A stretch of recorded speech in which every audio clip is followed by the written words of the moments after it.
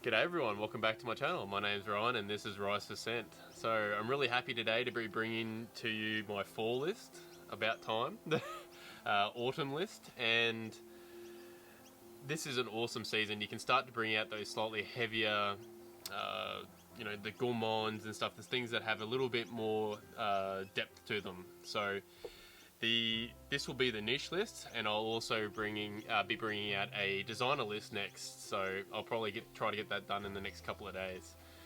The first fragrance, number 10, that these are the scents that I'm kind of really looking forward to wearing, and ones that I also wore a lot in the previous autumn. So the first one, it's a fairly recent pickup, and this is number 10, and it's by Dior. And this is Fève Délicieuse.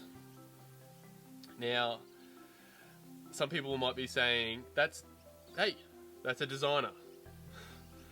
Yes, it is a designer brand, but the cost and the quality of this scent is niche quality. So if you're talking about Chanel, Allure Homme Sport, and Dior Sauvage and fragrances like that, I completely agree. I class those as a designer, cheaper scent. Still great, but I class a lot of the like the Privé lines and the more expensive lines of these designer houses as niche. So if you don't like it, well, I don't really care. Anyway, or comment down below why you think it should be the other way, and maybe I'll change my mind. How about that? So, Fève Délicieuse. This is a scent that I've wanted to pick up for quite a while, and the way I would explain it is it's a tonka powdery gourmand, and it also has this slight cherry feel to it as well. Like I said, this is a scent that I had a sample of it, and I have wanted to pick it up for a long time. Now, in Australia, and I think America might be the same, this is actually starting to become very difficult to find. The reason for that is I believe that it's going to be a Paris exclusive only from now on. Correct me if I'm wrong, but that's what I've heard, and I couldn't find it anywhere in Australia. I had to pick it up from a lady who bought it from America. So, thank her, because this is awesome. Now, the main notes that I get from this one are tonka, vanilla, cocoa, that cherry accord that's in it, and maybe a little bit of lavender. I really find it kind of smooths it out. This is really nice. If you like a unisex scent, it's not too sweet. There is a little bit of sweetness to it, but it's not over the top. It's actually quite a subtle sweetness. It's not too powdery. If you really like your cocoa, your caramelly, gourmand fragrances, I definitely have a look at this one. It's really, really good, guys, and I get about 6 hours longevity. I think that's about the only issue. I don't get the best longevity. You look at the notes and you would think that you'd get a lot better longevity, but I just reapply it. It's that good. So another fragrance that I bought recently that has, wow, it is amazing. And to be honest, maybe if I had a bit longer to sit with this one, I might have put it higher up on the list. And this house, they're known for good quality. I don't find they have the best longevity, but they make really good quality, beautiful smelling fragrances. And this is by Kilian, and it's called Intoxicated. Now, the way that I would describe this beauty is a sexy Turkish coffee. So the main notes that I find in this are coffee, lots of cardamom, and that's where the Turkish coffee comes from, and a bit of nutmeg, and maybe some woods in the base. And the reason I really say that Turkish coffee is because Turkish coffee has actually cardamom, and yeah, this smells just like that, but it has this beautiful, sexy, very, I think it's quite masculine feel to it, and I'd probably wear this on a date. It is very, very nice. Yeah, and for a Kilian, you know, I find they usually sit in that 7 to 8 hour range longevity, and I get about the same with this one. This is quickly becoming... Kilian has so many great fragrances, but I think this one is becoming right up the top of my favourites from his line. Yeah, it's really nice. If you really like coffee fragrances, I'd say this is more like a dry coffee, not like a cappuccino or anything like that. It's more like the, you know, just like a black coffee, if you had to describe it. If you like coffee scents, I definitely recommend this one. So that was number 9, and that was Kilian Intoxicated. The next one is number 8, and this, probably a year or two ago, probably might have been higher up on my list, and I think maybe because I've worn it so much, it's still one of my favourite fragrances. It's Old Faithful, and it actually knocked out another fragrance that I really, really enjoy, but I've worn it a lot as well, and the fragrance that it actually knocked out was Herod by Parfum de Marly, and this is awesome, but this year it hasn't made my top 10. Maybe next year when I revisit it again, but that is a beautiful scent, and that just goes to show how amazing this one is. And I find this one's probably a little bit for its category, I find it a little bit different, and it's by Serge Lutens, and it's called Chergui. Now, the way this one is constructed is so French.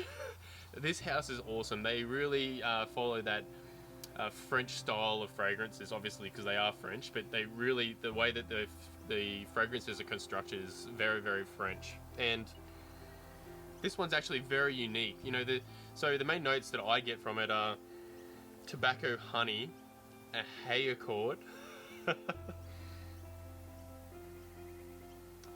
and amber.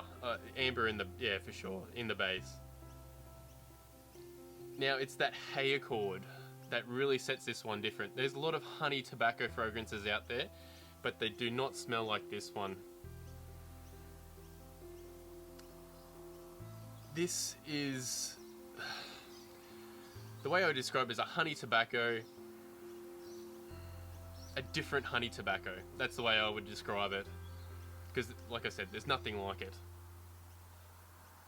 And when I wear this, I just feel like, I don't know, I feel really, really good when I'm wearing this fragrance. Yeah, I will never get enough. I find this very, very addictive. I get about 7 hours longevity. I'm really looking out for a vintage bottle. So the vintage bottles actually, I think, have a white label. The reformulated versions have this black label, and I've heard that the older bottles actually have a bit more depth and better longevity. So yeah, this is definitely one of my favorites. If you like tobacco scents, this is definitely a must try. So this is number 8, and that's by Serge Lutens, and it's called Chergui.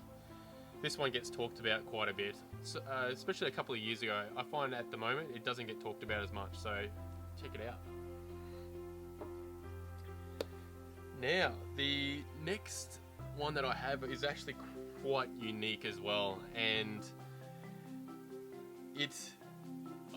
I never used to like patchouli much, but these days, like vetiver, I just love my patchouli, so this is a fantastic buy. I actually blind bought this one. Another reviewer that I really like recommended it, and he has very similar tastes, and I like the way that he explains fragrances and everything, and so I picked it up, and it's by Javoy, and this is called Psychedelic. Now, these bottles are heavy. These are awesome bottles. Even the cap, you know, is pretty hefty. Maybe not Parfum de Marly cap heavy, but it's really nicely, great presentation. And all the bottles look like, from their line, mainly look like this. Now, Psychedelic is a very heavy patchouli fragrance, and look how dark that juice is. It's fantastic. And the way I would describe this is a balsamic, dark, slightly sweet patchouli fragrance. You really get really good longevity from this. I actually wore this one today, and I don't know, it's been well over 12 hours now. I can't really smell it too much now, but in that 9-hour mark, I could still smell it, you know, not having to dip my thing in. So I easily get 9 hours longevity from this one, and even through the 7 hours, like, you know, without trying, I was getting lovely whiffs of it. And when I sprayed it on, maybe an hour after, I got to work, and instantly, as soon as I walked in the room, the boys are like, "Oh, you smell good again today." Yeah, I have a bit of a reputation at work for smelling great, which is a bit odd. There's a lot of dudes, so yeah, take that as you will. I've converted them to liking fragrances. Anyway, so yeah, I actually find this one has excellent projection, very good longevity. Like I said, 9 hours. You know, it starts to become a bit more of a skin scent after that 7, but even then you can still get nice little whiffs off yourself. If you like patchouli, definitely check this one out. The main notes that I get are just that patchouli. I also get like an amber, a vanilla, and definitely this chocolatey feel to it. You know, this patchouli is not like an earthy patchouli. It's more on the chocolatey side. You know, patchouli can also smell a bit like chocolate, and someone described this as like a chocolate cake. I don't think it's sweet. It's sweet, but not that sweet. This is really nice. It's also slightly like has a bit of an alcohol-y feel to it. I really enjoyed wearing this one today, and I think I'm going to be wearing this one a lot more in the coming autumn. Yeah, so that's Psychedelic by Javoy. So number 9, this one is loved by a lot of people, and it does get spoken about a lot. It's by a fantastic brand, and that is Xerjoff Naxos. I always say this, these bottles are stunning bottles. I love the cap especially. They've done a great job. So yeah, Naxos is another honey tobacco. The way I kind of describe this one is, it's actually, I don't think it's as unique, definitely not as unique as Shergi, but it's to its own. There's only one other fragrance that kind of smells similar to this, and it's Pure Havane, but it's definitely a lot more gooey and definitely, in my opinion, better for the winter, for the slightly cooler weather. I think this one's more versatile and a lot higher quality. The quality of Xerjoff is fantastic. So yeah, the way I would describe this one is one of those honey tobaccos, but it actually has like a slight chypre backbone to the fragrance. And what I mean by that is, you know, it has lavender in it, which I think really smooths this fragrance out and gives it like that chypre almost effect in the backbone of the fragrance. And in the opening, you definitely get like a big blast of that honey and tobacco. Yeah, with the lavender, you've also got a bit of tonka and vanilla in it as well. This has to be one of the smoothest. I find this scent very interesting when I smell it. It is.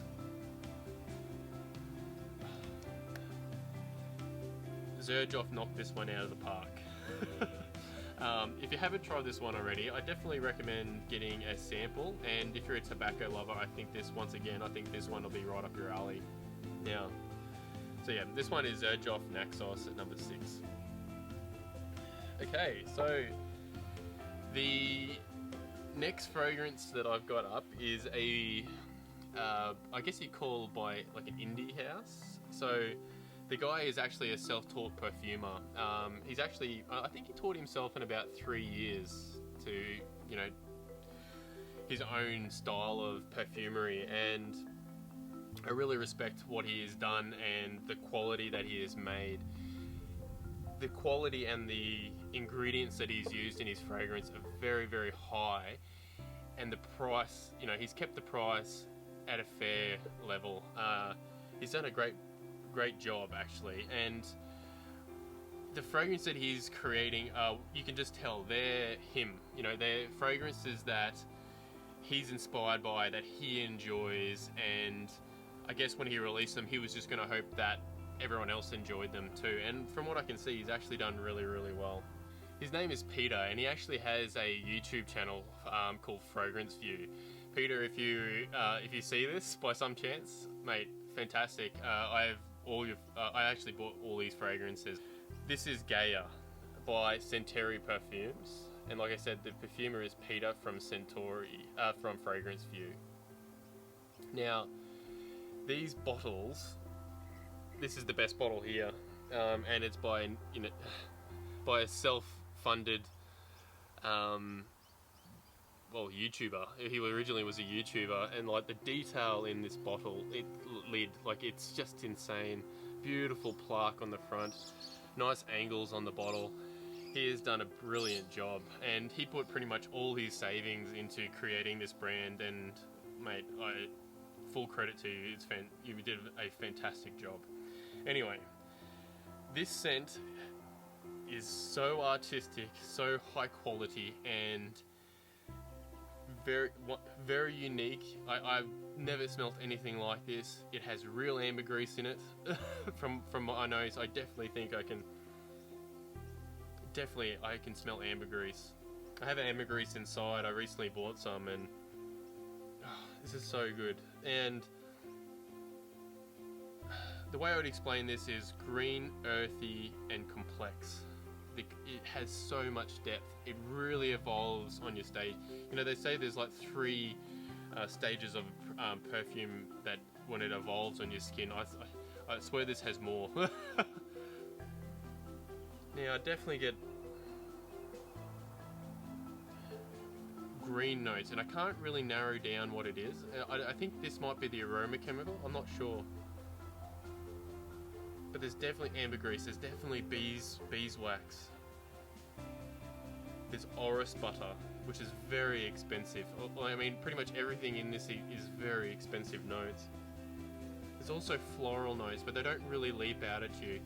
Like I said, ambergris and the orris butter are very expensive ingredients in a perfume. And the fact that you've been able to bring it out at this price, I can't remember the exact dollar amount, but it was quite a, they're only 30 mils, but I thought it was quite fair. I get really good longevity. I get at least 8 hours longevity, but I don't find the projection is that much. I find it's a bit closer to the skin, but I think that's what he was going for when he created this. It wasn't supposed to be a projection monster, and I can actually quite enjoy that it doesn't. I wear this for me. I haven't worn it too much out.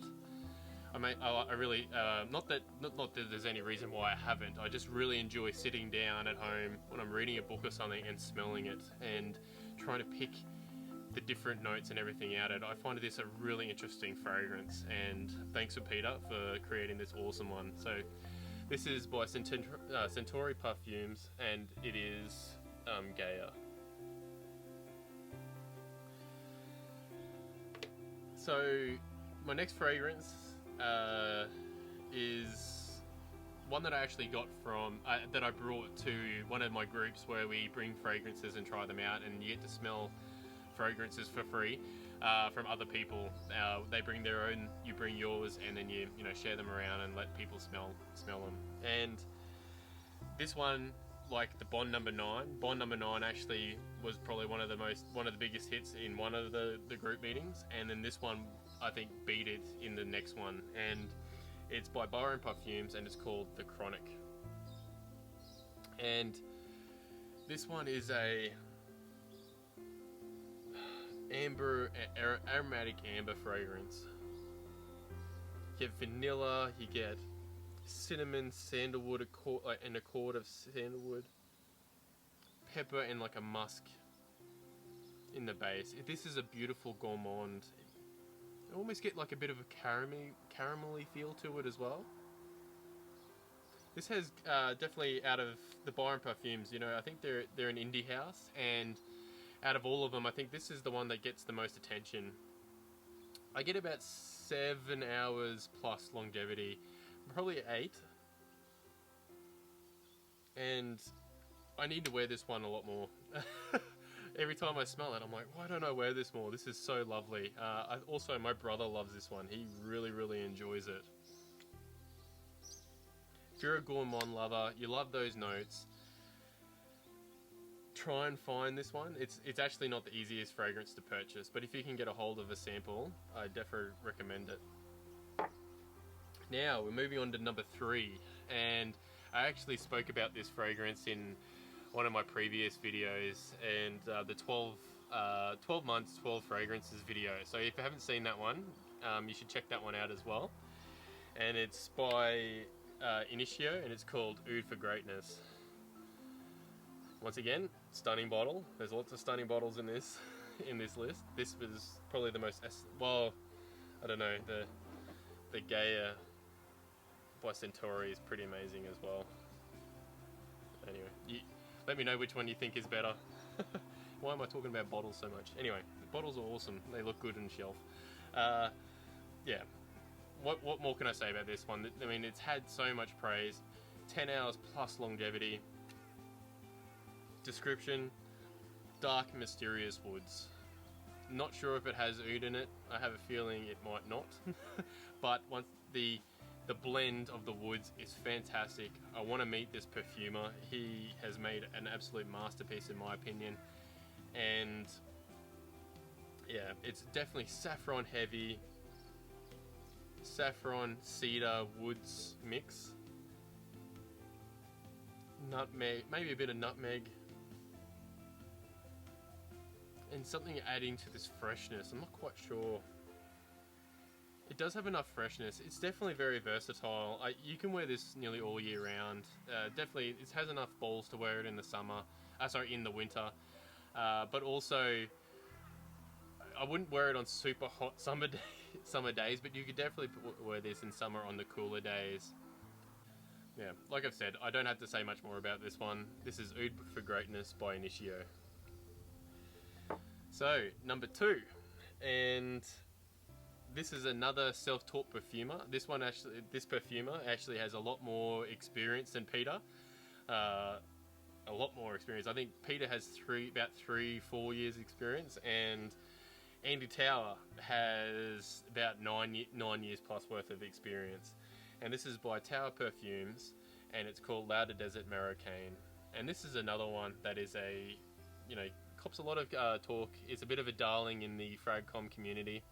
The bottles are very basic, but the juice inside is fantastic.